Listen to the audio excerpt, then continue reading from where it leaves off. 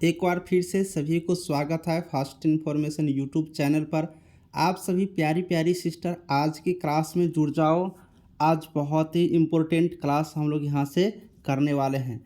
आप लोगों को मैंने पिछले जो क्लास लिए थे उसमें 11th नंबर तक क्वेश्चंस को हम करवा दिए थे। सभी वीडियो का प्लेलिस्ट बना हुआ है बीटीएससी एएनएम सेट करके। आप लोग लिंक हम डिस्क्रिप्शन में भी डाल देंगे प्लेलिस्ट का, और फिर प्लेलिस्ट पर जाइए, जितने भी पिछला क्लास हुआ है सभी वीडियो को आप लोग देखिएगा। होता क्या है कि आप लोग को मैं बता दूं कि समय का बहुत ही ज़्यादा दिक्कत हो जाता है मेरे पास, इसीलिए मैं आपको यूट्यूब पर रेगुलर क्लास नहीं ले पा रहा हूं, है ना। कभी कभी बीच में दिक्कत भी हो जाती है, इसके लिए आप लोगों को घबराना नहीं है। आप लोग मेरा मोबाइल नंबर नोट कर सकती हो 8789694229। अगर आपके पास अभी भी समय नहीं है तो आप लोग ऑनलाइन कम से कम ऑनलाइन टेस्ट दीजिए, ठीक है। पीडीएफ घर पे लेकर के पढ़िए या फिर आप लाइव क्लास ज्वाइन करिए। अभी आपके पास बहुत ही कम टाइम बचा है एग्ज़ाम को लेकर के। सब कोई पूछ रही हो कि परीक्षा कब होंगे, परीक्षा कब होंगे, तो मैं आप सबको यहाँ पर जानकारी दे दूँ कि परीक्षा का डेट कोई अभी फिक्स नहीं है। परीक्षा का डेट अभी फिक्स नहीं है, अभी ऑफिशियल कोई नोटिस जारी नहीं हुआ है, लेकिन हम लोगों को दिसंबर तक पूर्ण रूप से तैयार कर लेना होगा, ठीक है। दिसंबर तक पूर्ण रूप से तैयार कर लेने होंगे। लगभग इस तरह से तैयारी कर लेना है कि एग्ज़ाम कम से कम पास कर जाएंगे। इसके लिए आप लोग आइए ना, मेरा मोबाइल नंबर नोट करिए, व्हाट्सएप पर मैसेज करिए, क्लास ज्वाइन करिए ना। आपको भर दिन में कभी भी टाइम निकाल के 2 घंटा 3 घंटा कम से कम 4 घंटा तक पढ़ लेना है। मेरी जिम्मेदारी है आपको पूरी तरह से तैयारी करवाने की, बस आपको पढ़ते रहना है। आप पढ़ेंगे पास करेंगे, इस चीज़ का गारंटी है, ठीक है। नहीं पढ़िएगा तो नहीं होगा, है ना। तो ये चीज़ है, तो दिसंबर तक होने की चांस है। दिसंबर में हो जाएंगे तो ठीक है, नहीं तो जनवरी में होना 90% चांस है कि जनवरी में आपका एग्ज़ाम यहाँ पर हो सकते हैं, ठीक है। ये संभावना है क्योंकि अभी नोटिस नहीं निकला है, लेकिन जहाँ तहाँ से जानकारियाँ अपडेट मिलती है तो दिसंबर लास्ट या फिर जनवरी तक होने की बहुत ही ज़्यादा चांसेज है। इसीलिए अब विलंब नहीं करेंगे, पढ़ाई को हम लोग जारी रखेंगे। चूँकि एग्ज़ाम हो जाएंगे तो आप लोग तो फ्री ही हो जाइएगा, पढ़ते रहिएगा, या फिर नहीं मन होगा पढ़ने का तो आप लोग दूसरा चीज़ कीजिएगा, है ना। तो इसीलिए अब वक्त बहुत कम है, अब वक्त आ गया है अपनी बारी पढ़ाई की। चलिए शुरुआत करते हैं आज की बहुत इंपॉर्टेंट वाले क्वेश्चन से, सीधे हम लोग क्लास पर। आज का क्वेश्चन क्या है? पहला, महिला स्वास्थ्य कार्यकर्ता द्वारा संपादित की जाने वाली गतिविधियों के सुपरविजन के लिए जिम्मेदार स्वास्थ्य कर्मी है, ठीक है। अब महिला स्वास्थ्य कार्यकर्ता कहने का मतलब क्या हो गया? एएनएम। अब एएनएम द्वारा क्वेश्चंस पढ़िए अच्छा वाला भाई। अब एएनएम वाला जो कार्य किए जाते हैं, इनके गतिविधि को कौन सुपरविजन करते हैं, यानी ये जो कार्य करते हैं एएनएम, इसका देखभाल कौन करते हैं? तो इसका देखभाल कौन करते हैं भाई? LHV lady health visitor, HAM health assistant male वाला, दाई करते हैं, या फिर उपयुक्त में से सभी। तो देखिए ये महिला काम करती है तो महिला ही इसका हेल्थ विजिटर ही होता है सुपरविजन करने के लिए। यानी ऑप्शन ए जो है पूरे का पूरे क्या है? बढ़िया आंसर है। आप लोग ए नंबर वाले क्वेश्चंस का आंसर यहाँ पर लगाएंगे, ठीक है। चलिए बहुत बढ़िया वाले क्वेश्चन सबको हम लोग यहाँ से देखते हैं। अब ऊपर वाले तो देख लिए महिला के लिए था, इसमें क्या होगा? पुरुष स्वास्थ्य कार्यकर्ता द्वारा संपादित की जाने वाली गतिविधियों का सुपरविजन कौन करता है? अब कोई पुरुष कार्य करते हैं, इनके द्वारा जो कार्य किए जाते हैं, इनके कार्यों को, इनके गतिविधि को कौन सुपरविजन करते हैं, कौन देखभाल करते हैं? तो लेडी हेल्थ विजिटर तो नहीं होगा, स्वास्थ्य सहायक पुरुष, हाँ यही हो जाएगा। दाई नहीं होगा, यानी कि जो पुरुष होंगे वही पुरुष के कार्य जो होंगे उनके गतिविधियों को देखभाल करेंगे, उनका जांच करेंगे, सुपरविजन करेंगे। तो ऑप्शन बी क्या है भाई? ऑप्शन बी क्या है प्यारी प्यारी सिस्टर?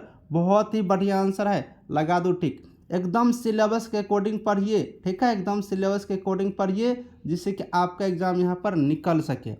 अब यहाँ पर क्वेश्चंस क्या कह रहे हैं इनके बारे में थोड़ा सा समझते हैं, ठीक है।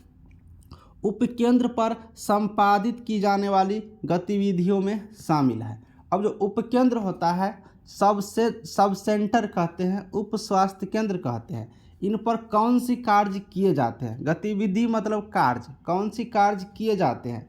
मातृ एवं शिशु स्वास्थ्य देखभाल, परिवार नियोजन सेवा, संक्रामक बीमारियों के रोकथाम हेतु उपाय करना, इनमें से सभी क्या हो जाएंगे? बताइए ज़रा सा आप लोग कमेंट करके। उपकेंद्र पर, सब सेंटर पर, उप स्वास्थ्य केंद्र पर कौन से कार्य इन चारों में से किए जाते हैं? बताइए।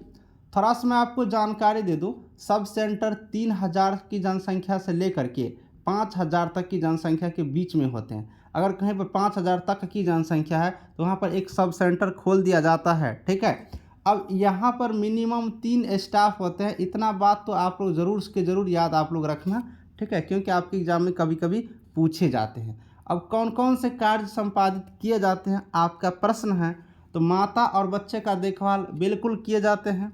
परिवार नियोजन का तो काम किए ही जाते हैं, ये भी सही बात है। अब संक्रामक बीमारी, अब देखते हो टीका लगाते हैं बच्चे को, वो टीका क्यों लगाया जाता है? इम्यूनाइजेशन क्यों होता है? संक्रामक बीमारी को रोकने के लिए ही ना, इसीलिए संक्रामक बीमारी को रोकथाम का उपाय भी किया जाता है। यानी कि सबका सब बात जब सही है तो मेरा ऑप्शन डी वाला भैया क्या है? सही है। ऑप्शन डी इस प्रश्न का उत्तर हो जाएंगे। अब जिन्होंने ऑप्शन डी आंसर कर रही हो, बिल्कुल ठोक दिया आपने जवाब, बढ़िया आंसर की हो, बहुत बढ़िया बहुत बढ़िया। चलिए आगे वाले प्रश्न को हम लोग देखते हैं। अगला प्रश्न कौन सा है ना? अगला प्रश्न कौन सा, इस प्रश्न को देखते हैं और लगाते हैं निशाना। एकदम वही प्रश्न पढ़िए जो एग्जाम में आने वाला है, ठीक है। एकदम वही प्रश्न पढ़ेंगे, एकदम सिलेबस के अकॉर्डिंग पॉइंट टू पॉइंट हम लोग को कवर करना है। आगे वाला प्रश्न क्या है? एक महिला को गर्भावस्था के दौरान प्रदान की जाने वाली स्वास्थ्य देखभाल में शामिल है। अब कोई महिला है, अब एक महिला है, अब वो गर्भावस्था के दौरान, अब वो गर्भावस्था प्रेग्नेंट है, तो उनके दौरान कौन कौन सी स्वास्थ्य देखभाल किए जाते हैं, हेल्थ अच्छा रहे इसके लिए क्या क्या देखभाल किए जाते हैं? महिला को आयरन फॉलिक एसिड की गोलियां का वितरण, महिला के 1 महीने के अंतराल पर टीटी के 2 टीके, महिला के प्रतिदिन 300 किलो कैलोरी युक्त आहार अतिरिक्त लेने के लिए प्रेरित या उपयुक्त में से सभी। लगाइए निशान, लगाइए आप लोग ठिकाना, कौन सा आंसर सही है आपका, ठीक है। एक सीट पक्की करनी है ना, तो अभी भी मैं बता रहा हूँ, नोट करिए मेरा मोबाइल नंबर और पीडीएफ लीजिए, घर बैठे पढ़िए। हम तो कहेंगे क्लास ज्वाइन करिए, अभी भी समय है, आपको पूरी तैयारी करवा देंगे, ठीक है। आप पढ़ेंगे तैयारी होंगे, इस चीज़ की गारंटी है। तो पढ़ेंगे तो नौकरी होगा, पढ़ेंगे तो नौकरी होगा, पढ़ना अब ज़रूरी है, ठीक है। आप पीडीएफ लेके घर पे भी बैठ के पढ़ सकती हो, पीडीएफ भी हम प्रोवाइड करा देंगे आपको, ठीक है। ऑनलाइन टेस्ट भी हम प्रोवाइड कराएंगे। तो जो न्यू स्टूडेंट हो बिल्कुल रूप से ले लीजिए, आपको पहले जो ले चुके हैं वो तो पढ़ ही रहे होंगे। चलिए, तो इस प्रश्न का आंसर क्या हो जाएगा? तो गर्भावस्था के दौरान प्रदान की जाने वाली स्वास्थ्य देखभाल, तो महिला को आयरन फॉलिक गोली दिए ही जाते हैं, सही बात है। 1 महीने के अंतराल पर टीटी के 2 टीके, सही बात है। प्रतिदिन 300 किलो कैलोरी युक्त आहार, ये भी सही बात है। जब तीनों का तीनों भैया सही है तो उपयुक्त में से डी, ऑप्शन डी क्या हो जाएंगे? सही आंसर हो जाएंगे। लगा दो निशाना, उपयुक्त में से सभी, ऑप्शन डी क्या है आपका? पूरे बढ़िया वाला प्रश्न है, ठीक है, पूरे बढ़िया वाला प्रश्न है। चलिए ये वाला प्रश्न करके बताइए, ये वाला प्रश्न करके बताइए। प्राथमिक स्वास्थ्य केंद्र द्वारा प्रदान की जाने वाली देखभाल में सम्मिलित है, ठीक है। अब बताइए इसमें से क्या आंसर होंगे, इसमें क्या आंसर होंगे, ये वाला बताओ, ठीक है। चलो ये बताओ, एक और ऑप्शन इसमें जोड़ दो, ऑप्शन डी जोड़ दो, ऑल, ठीक है। ऑप्शन डी जोड़ दो ऑल, क्योंकि डी वाले नीचे है इसलिए ऑप्शन डी यहाँ पर जोड़ दीजिए, ऑल, ठीक है, ऑल जोड़ दिए। अब बताइए प्राथमिक स्वास्थ्य केंद्र द्वारा प्रदान की जाने वाली देखभाल में सम्मिलित क्या क्या है? नैदानिक एवं उपचारात्मक चिकित्सा देखभाल, स्कूल स्वास्थ्य सेवा, परिवार नियोजन एवं टीकाकरण सेवा। क्या क्या इसमें से सही है? लगाइए निशाना, लगा दीजिए जल्दी से, ठीक है। तो प्राथमिक स्वास्थ्य केंद्र का जब बात आया तो हम आपको पहले भी बताए थे कि प्राथमिक स्वास्थ्य केंद्र जो होता है ना, 20,000 से 30,000 की जनसंख्या पर होता है, ये बात आप लोग को मालूम ही होगा, है ना। 20,000 से 30,000 तक की जनसंख्या पर ये होते हैं, तो ये चीज़ हम लोग यहाँ से समझिए। अब यहाँ पर बात कर लेते हैं कि प्राथमिक स्वास्थ्य केंद्र द्वारा कौन सी सेवा दिए जाते हैं। तो उपचारात्मक चिकित्सा देखभाल, स्कूल स्वास्थ्य सेवा, परिवार नियोजन, टीकाकरण, सबका सब दिए जाते हैं। तो option D all of these इसमें से क्या है? सही आंसर है, ऑप्शन डी इसका सही आंसर लगा देंगे। आगे वाले प्रश्न क्या है उसको थोड़ा सा देख लेते हैं। आगे वाले प्रश्न क्या है? निम्न में से विशेषज्ञ चिकित्सा सेवाएं किस स्तर पर मौजूद होते हैं? अब विशेषज्ञ चिकित्सा सेवा कहाँ पर होते हैं? उप केंद्र पर, पीएचसी पर, सीएचसी पर, उपयुक्त में से सभी स्तर पर। बताइए जल्दी से क्या होंगे सही। देखिए स्पेशल डॉक्टर की बात हो रहा है, विशेषज्ञ चिकित्सक का, ठीक है, विशेषज्ञ चिकित्सक। अब देखिए उप केंद्र पर तो डॉक्टर साहब बैठते नहीं हैं, यहाँ का तो मेन एएनएम ही होती है। प्राथमिक स्वास्थ्य केंद्र पर मेडिकल ऑफिसर तक होते हैं, ठीक है। लेकिन सीएचसी पर बात करिएगा तो यहाँ पर स्पेशल डॉक्टर, चिकित्सा पदाधिकारी, यहाँ पर विशेष चिकित्सा पदाधिकारी या डॉक्टर्स यहाँ पर बैठते हैं। तो ऑप्शन सी क्या हो जाएगा, इसका सही आंसर हो जाएंगे सीएचसी, ठीक है, क्या हो जाएंगे सीएचसी। तो ये चीज़ हम लोग यहाँ से अब याद रखेंगे, ठीक है। सबको यहाँ पर समझ गए, सबको यहाँ पर अब समझ रही, ठीक है। सीएचसी की जनसंख्या कितनी होती है, पहले ही क्लास में हम आपको पूरे के पूरे डिटेल्स में इनके बारे में हम बता दिए हैं, कितने स्टाफ होते हैं, कितनी संख्या पर सीएचसी खोले जाते हैं, ठीक है। तो ये चीज़ भी आप लोग यहाँ से याद रखेंगे। तो ये स्पेशल डॉक्टर्स कहाँ बैठते हैं भाई, तो सीएचसी पर बैठते हैं, याद रखेंगे निशाना लगाने में, ठीक है। चलिए आगे वाले प्रश्न का आंसर कर लेते हैं। आगे वाले प्रश्न क्या है, निम्न में से कौन सी संस्था शहरी क्षेत्रों में स्वास्थ्य देखभाल के क्रियान्वयन से संबंधित है। अब शहरी संस्था की बात कर रहे हैं, शहरी कौन सी संस्था है जो शहरी क्षेत्र में, कौन सी संस्था जो शहर में। तो स्पेशल हॉस्पिटल कहाँ पर होते हैं भाई, मेडिकल कॉलेज अस्पताल, सैटेलाइट अस्पताल या उपयुक्त में से सभी। बताइए शहर में कौन सा हॉस्पिटल होता है। तो शहरी क्षेत्र की बात क्या, शहर में कौन से, तो स्पेशल हॉस्पिटल तो गांव में होते नहीं हैं, शहर में ही होते हैं, एक नंबर वाला बात सही है। दूसरा वाला बात, मेडिकल कॉलेज अस्पताल जैसे पीएमसीएच क्या है, ये मेडिकल कॉलेज भी है और हॉस्पिटल भी है। उसका डीएमसीएच बात कर लो, एम्स बात कर लो, ये सब बड़ा बड़ा हॉस्पिटल है जहाँ पढ़ाई भी होता है और हॉस्पिटल भी है, इलाज भी होते हैं। तो मेडिकल कॉलेज और अस्पताल भी शहर में ही होते हैं, ये भी बात सही है। सैटेलाइट हॉस्पिटल भी तो शहर में ही होंगे, ये तो गांव में हो ही नहीं सकता है। तो सारा का सारा ऑप्शन सही है, उपयुक्त में से डी है ना, शहर के क्षेत्र में ये सब का सब हॉस्पिटल यहाँ पर मिलते हैं। चलिए अब आगे वाले प्रश्न बता दीजिए। अगला प्रश्न क्या है, निम्न में से ग्रामीण क्षेत्र में स्वास्थ्य देखभाल के क्रियान्वयन से संबंधित संस्था कौन है। ग्रामीण क्षेत्र में बात कर रहा है तो भाई उप केंद्र हो गया, प्राइमरी हेल्थ केयर सेंटर हो गया, प्राथमिक स्वास्थ्य केंद्र हो गया। उसके बाद यहाँ पर बात करो तो आंगनबाड़ी सेंटर हो गया, उपयुक्त में से डी। अब कौन कौन होगा बता दो, कौन कौन होगा बता दो। Sub centre, primary health care, C में है आंगनबाड़ी वाला है ना, आंगनबाड़ी और डी में है आपको ऑल, डी में क्या है ऑल है, सभी। क्या होगा बताइए, क्या हो जाएंगे बताइए जल्दी से, क्या होगा इसका सही आंसर। तो ग्रामीण क्षेत्र में उप केंद्र तो होती है ना, सब सेंटर, प्राथमिक स्वास्थ्य केंद्र गांव के लिए होता है, आंगनबाड़ी तो गांव में ही होता है। तो सबका सब आंसर क्या है भाई, सही है, ऑप्शन नंबर डी पे निशाना लगा देंगे, बिल्कुल बढ़िया वाला आंसर है ना। चलो आगे वाले प्रश्न करके बताइए, ईएसआई स्कीम के अंतर्गत के लाभ, ईएसआई अंतर्गत, ठीक है। अब ये ईएसआई क्या है, कर्मचारी राज्य बीमा योजना के अंतर्गत कौन सा लाभ दिए जाते हैं, अंतर्गत दे लाभ है, कौन सा लाभ दिए जाते हैं कर्मचारी राज्य बीमा योजना के अंतर्गत। चिकित्सा देखभाल, विकलांगता लाभ, मातृत्व लाभ, उपयुक्त में से सभी। कौन से लाभ दिए जाते हैं इनके बारे में आपको यहाँ से बतानी है और फटाफट बताइए, ठीक है। कर्मचारी राज्य बीमा ईएसआई स्कीम के अंतर्गत कौन से लाभ दिए जाते हैं, चलिए बताइए फटाफट कौन से लाभ दिए जाएंगे। अब देखिए चिकित्सा स्कीम के अंतर्गत बात करिएगा तो मेडिकल बेनिफिट्स दिए जाते हैं, विकलांगता लाभ दिए जाते हैं, मातृत्व लाभ दिए जाते हैं, सब कुछ तो दिए ही जाते हैं। तो ऑप्शन डी क्या हो जाएगा, सही आंसर हो जाएगा पूरा बढ़िया वाला। ऑप्शन डी क्या है इनका, एकदम सही आंसर है ना।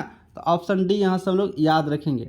आगे वाले प्रश्न करते हैं, ग्राम स्तर पर पंचायती राज प्रणाली संस्था होती है, ग्राम स्तर पर कौन सी यहाँ पर संस्था होती है।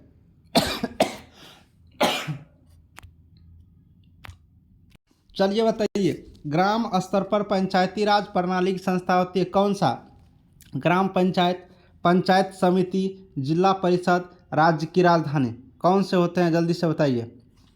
तो ग्राम स्तर पर पंचायती राज प्रणाली की बात करेंगे तो ग्राम पंचायत होते हैं, कौन होते हैं, ग्राम पंचायत। ग्राम स्तर पर क्या होता है, ग्राम पंचायत होते हैं। तो ऑप्शन ए हम लोग यहाँ से याद रखेंगे। चलिए ब्लॉक स्तर पर बात करते हैं तो ब्लॉक स्तर पर कौन सी संस्था होती है, इसके बारे में आपसे पूछा जा रहा है, ठीक है। अब ब्लॉक स्तर का बात करिएगा तो ब्लॉक स्तर पर कौन सी सिस्टम होता है, ग्राम पंचायत, पंचायत समिति, तीसरा में यहाँ पर है जिला परिषद, ठीक है, तीसरा में क्या है जिला परिषद, जिला परिषद, ठीक है, तीसरा में जिला परिषद है। और चौथा में बात करिएगा तो राजधानी है, राजधानी, ठीक है, राजधानी। तो भाई अब तो ये तो आसान है ना, अब इसका क्या हो जाएगा, ब्लॉक स्तर पर क्या होंगे, पंचायत समिति होता है। एक पंचायत समिति ये कहाँ किस स्तर पर होता है, एक ब्लॉक लेवल पर होते हैं, है ना। एक ब्लॉक के अंदर आते हैं पंचायत समिति। ग्राम पंचायत तो गांव लेवल के अंदर, गांव के अंदर आते हैं। ये पंचायत समिति क्या होता है, एक पंचायत समिति एक ब्लॉक के अंदर आते हैं। तो ब्लॉक स्तर पर पंचायत समिति होगा, जिला परिषद तो नहीं होगा, राजधानी तो है ही नहीं, है ना। तो ऑप्शन बी इनका सही है। ये आसान प्रश्न है, ठीक है ना। नेक्स्ट क्वेश्चन क्या है, आगे वाले प्रश्न क्या है, जिला स्तर पर क्या हो जाएंगे, जिला परिषद हो जाएंगे। इसमें बताने की कोई ज़रूरत नहीं है ना। चलो ये वाला प्रश्न करके बताओ, VVI क्वेश्चन है, लिख के रख लो। एक प्रश्न आपसे पूछे जाएंगे, ये वाला प्रश्न आपसे एक पूछे जाएंगे। कौन से वाले प्रश्न भाई, तो रेफर करना, ठीक है। ये रेफर वाला प्रश्न आपसे 100% पूछे जाएंगे। रेफर से संबंधित एक प्रश्न लिख के रख लो, कहीं पे याद रखना, आपसे पूछेगा। कह रहा है कि रेफर करते समय नर्स को निम्न सावधानी रखनी चाहिए। अब रेफर करते समय कौन कौन से सावधानी रखना है, रोगी को हमेशा रेफरल पर्ची के साथ भेजना है। बेहतर उपचार के अधिक आवश्यकता वाले रोगी को पहले भेजना है। रेफर करने से पूर्व रोगी को सभी आवश्यक उपचार दिया जाना है, उपयुक्त में से सभी। क्या वाला बात होगा, कौन सी वाली बात हो जाएंगे सही, जल्दी से निशान लगाइए। रोगी को रेफर करते समय नर्स को कौन सी सावधानी यहाँ पर बरतना है, इनके बारे में आपसे पूछ रहे हैं, जल्दी से बताइए। रेफर मतलब क्या, एक हॉस्पिटल से दूसरे हॉस्पिटल भेजना। जैसे आप मान लो कोई PHC में भर्ती है, यहाँ पर इनका इलाज संभव नहीं है, तो क्या होता है कि सदर हॉस्पिटल जिला भेज देते हैं, तुरंत कहते हैं सदर हॉस्पिटल ले जाओ, जिला में ले जाओ। सदर हॉस्पिटल में नहीं समझ, सीधे PMCH ले जाओ, PMCH ले जाओ, नहीं तो कहेगा सीधे DMCH ले जाओ, नहीं तो कहेगा सीधे एम्स उसको उठा कर लेकर चले जाओ, एम्स में ही इलाज संभव है। तो आपको यहाँ से क्या होता है, एक जगह से दूसरी जगह भेज दिया जाता है, रेफर कर दिया जाता है। तो रेफर करते समय नर्स को क्या क्या सावधानी रखनी चाहिए, तो रेफर पर्ची साथ भेजना चाहिए। रेफर पर्ची क्या होता है, जिसमें मरीज के बारे में जो यहाँ पर रोगी होते हैं उस रोगी के बारे में पूरे के पूरे कहानी लिखे होते हैं, कौन सी दवा कौन सी बीमारी, मतलब सब कुछ लिखे होते हैं, ठीक है। बेहतर उपचार जिनको चाहिए, जिनको ज़रूरी है, उन रोगी को पहले भेजेंगे। ये बात भाई सही है, पहले नहीं भेजोगे तो एकदम सीधे ऊपर चले जाएंगे। इसलिए जिनको ज़रूरी है, बेहतर उपचार की ज़रूरत है, उनको हम लोग क्या करते हैं, पहले भेजते हैं। रेफर करने से पहले रोगी की सभी आवश्यक उपचार दे देंगे। अब रेफर करने से पहले कम से कम हॉस्पिटल तक पहुंच सके, उस बीच में कुछ दिक्कत ना हो, उतना उपचार हम लोग कर देना चाहिए, कर देते हैं, ठीक है। तो ये भी बात सही है, अगर आप उपचार करके नहीं भेजिएगा तो रास्ते में दम तोड़ देंगे, तो ये भी बात सही है। तो ये सबका सब बात सही है रेफर से संबंधित, यानी उपयुक्त में से सभी। ऑप्शन डी क्या हो जाएंगे, बढ़िया वाला आंसर हो जाएंगे। लगा लो निशाना ठोक के, ठीक है। अभी भी मैं बता रहा हूँ, जो यहाँ पर स्टूडेंट क्लास नहीं ज्वाइन की हो, सीधे क्लास ज्वाइन करो। व्हाट्सअप नंबर है, व्हाट्सअप पर मैसेज करिए, क्लास के बारे में पहले पूरे जानकारी ले लीजिए, ठीक है। फ्री वीडियो देख लीजिए, डेमो क्लास देख लीजिए, टेस्ट फ्री में एक दे दीजिए, सब कुछ से संतुष्ट हो जाओगे। अपने आप पता चल जाएगा कि चंदन सर से पढ़ेंगे तो क्या रिजल्ट फिक्स है कि नहीं, ठीक है। और आज ही आप लोग क्लास को ज्वाइन करें, बेहतरीन तरीके से आपको पूरी की पूरी क्लासेज यहाँ पर करवाए जाएंगे। चलिए आगे की प्रश्न हम लोग एक और देखेंगे, ठीक है। कह रहा है कि निम्न में से अंतर्राष्ट्रीय स्वास्थ्य एजेंसी है, निम्न में से कौन सा अंतर्राष्ट्रीय स्वास्थ्य एजेंसी है। WHO, पहला नंबर ये है WHO। दूसरा नंबर में क्या है भाई, दूसरा नंबर में है ILO। पहला क्या था, ए नंबर याद रखना, WHO था। दूसरा क्या है ILO, तीसरा क्या है UNDP, और चौथा है उपयुक्त में से सभी। चलिए बताइए क्या इसका सही आंसर होंगे, ठीक है। पहला नंबर क्या है, पहला नंबर क्या है, तो पहला है WHO। पहला क्या है, WHO। तो अंतर्राष्ट्रीय एजेंसी आपसे पूछा है, तो अंतर्राष्ट्रीय स्तर पर WHO तो हाँ ही, ये तो पहला नंबर बात। इसकी स्थापना 1948 ईस्वी में हुआ था, 7 अप्रैल को, ठीक है, 7 अप्रैल को, याद रखेंगे। ये ILO हो गया, ये भी है संयुक्त राष्ट्रीय विकास कार्यक्रम, ये भी पूरे अंतर्राष्ट्रीय लेवल पे चलते थे। सबका सब तो हाँ ही, तो ऑप्शन डी क्या है, सही आंसर होंगे ऑप्शन डी। देखिए यहाँ पर याद रखने वाला जो एकदम बढ़िया वाला पॉइंट है, ये WHO की कहानी है, 7 अप्रैल 1948 याद रखना। इसीलिए 7 अप्रैल को स्वास्थ्य दिवस भी मनाते हैं। आपसे ये क्वेश्चन पूछने के बहुत ज़्यादा चांसेज है, ठीक है। WHO ज़्यादा से ज़्यादा स्वास्थ्य के क्षेत्र में कार्य कर रहे हैं, नंबर 1 पर यही पोजीशन है WHO के माध्यम से ही। तो WHO हम लोग यहाँ से याद रखेंगे। प्यारी प्यारी सिस्टर, समय का बहुत ज़्यादा दिक्कत हो जाता है, इसलिए आप लोग को मैं इतना ही तक आज क्लास ले पाऊँगा, और आप लोग नेक्स्ट डे का इंतज़ार करिए, और नेक्स्ट क्लास का बहुत जल्दी आपको नेक्स्ट क्लास लेकर के आऊँगा। आज के इस वीडियो से मैं यहीं पर विदा लूँगा, और आप लोग को क्लास कैसे लग रहा है एक बार कमेंट बॉक्स में ज़रूर से ज़रूर बताना। इसे भी बेहतरीन करने का मैं कोशिश आप लोगों के लिए करूँगा, ठीक है। मोबाइल नंबर है कॉल करने की कोई ज़रूरत नहीं है, व्हाट्सएप पर आप लोग मैसेज कर लीजिएगा, ये आपका व्हाट्सएप नंबर है। ठीक है, मिलूँगा आगे वाले वीडियो में, तब तक के लिए सभी को थैंक यू।